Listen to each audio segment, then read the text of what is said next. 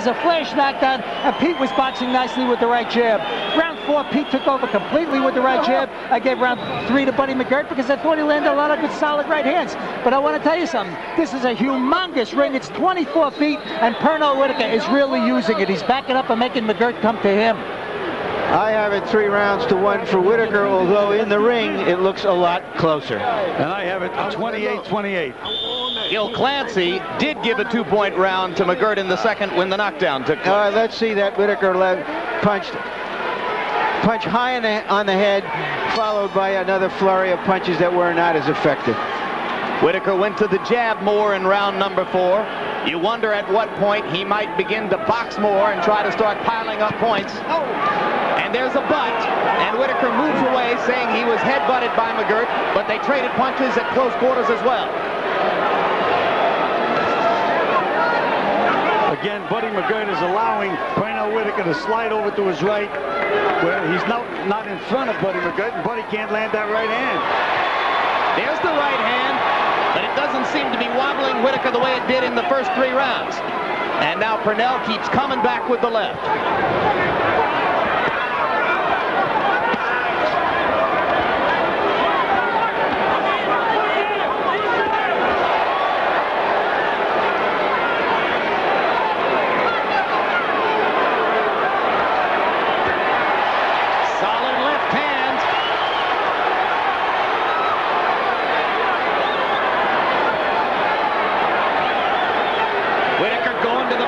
Try to set up yet another left.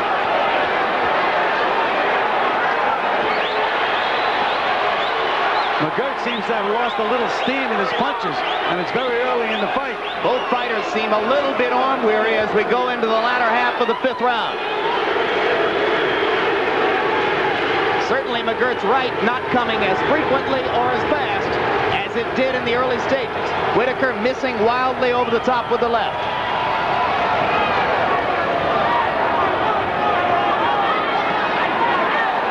Still no left hook in the arsenal of Buddy McGirt. He tried one there. He tried one, but not very effective. Didn't even have his fist closed. Pernell seizing the moment for the left again. Whitaker stood his ground, and McGirt took the shot. Let's go. Get them hands out of there. Watch those hands in there.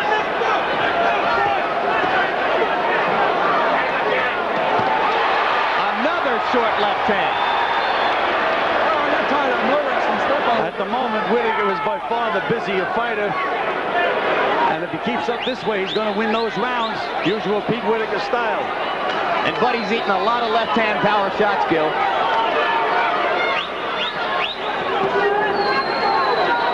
That's the first time I've seen Buddy slide over to his left in this fight. But he didn't bring anything with him. It's not going to mean much if he doesn't have the left hook to sting Pernell to the body. Right hand again from McGirt. That one missed.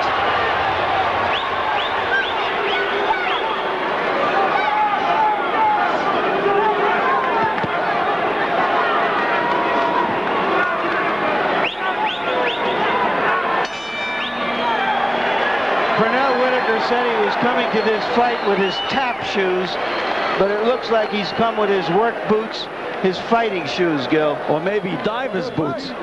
He's anchored to that canvas. You gotta pick it up, buddy. You gotta use that. Listen, buddy, you're not gonna beat this guy without that fucking hook. Now throw it.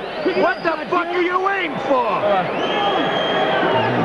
Come on, baby, don't let him steal around. Come on. What's the matter with you? Get it, baby. Don't back up. Stay with him and punch. Okay. We'll stay at his ass from to the bell ring. Close those legs up and get on your toes. Okay. And back him up with that jab. You may remember our feature piece that showed you in the first fight in Madison Square Garden. We had him even after 5 rounds. There were the punch stat numbers on March 6, 1993 at the bottom of the screen. Here's how they compare tonight. And you can see that McGirt is landing at a lower rate tonight than was the case when.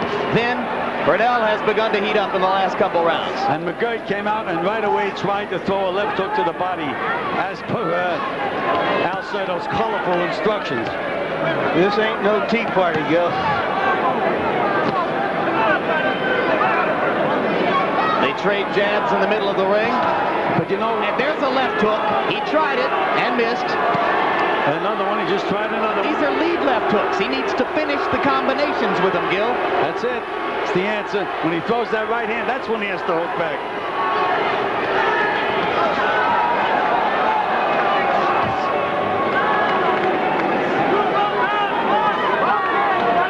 Now you see him, now you don't. Whitaker getting more elusive as the fight goes on. Again, he won't be so elusive if McGirt starts banging that right hand to the body. You don't miss the body, you miss the head. Again, another miss to the head. Well, McGirt probably feels as though he almost knocked him out with that right hand. If he can get another clean shot, he can turn the tide. But things are going more and more Whitaker's way in this, the 6th round of a scheduled 12.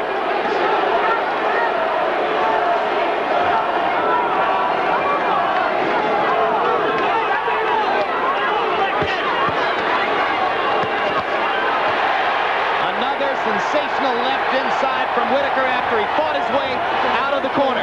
Crowd responds enthusiastically. But McGirt landed 3 solid body punches while Whitaker was on the ropes. Outstanding. One of them was a left hook. So the left hook beginning to come now in round 6. After Al Certo demanded it between rounds.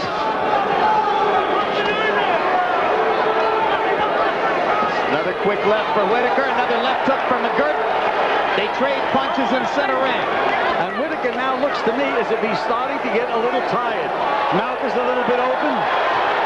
Punches not quite as quick or as heavy as before.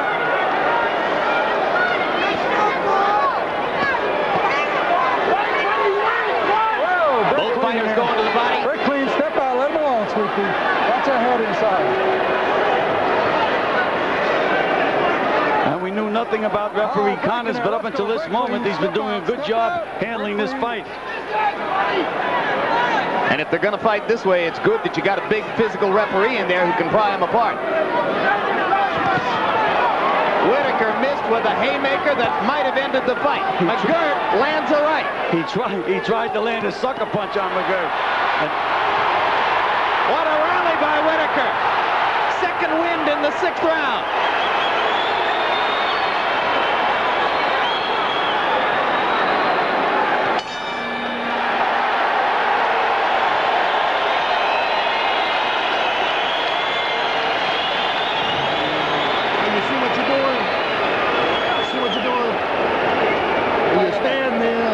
The shit out of the guy, and you ain't killing yourself because you're throwing the dead weight.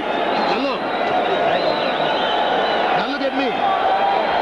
When he starts to fire at you, you ain't got to run no more. Look, all you got to do is just do this. Wait, watch yourself.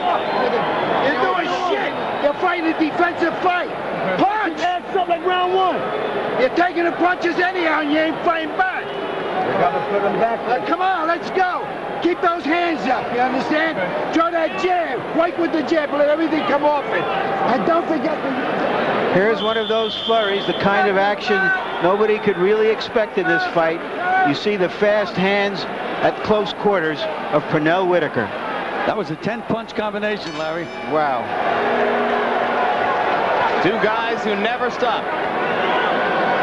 Promoter Dan Duva said this was the best fight in Virginia since the Civil War. He may be right.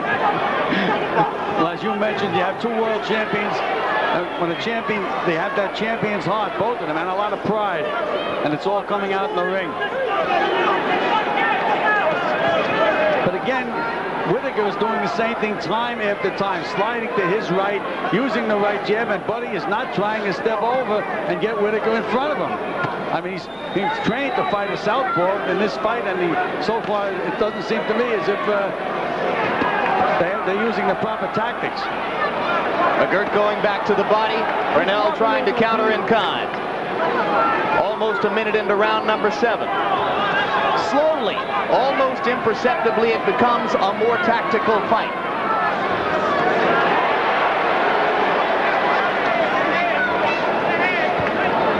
McGirt leaping behind the jab, but 1 punch at a time.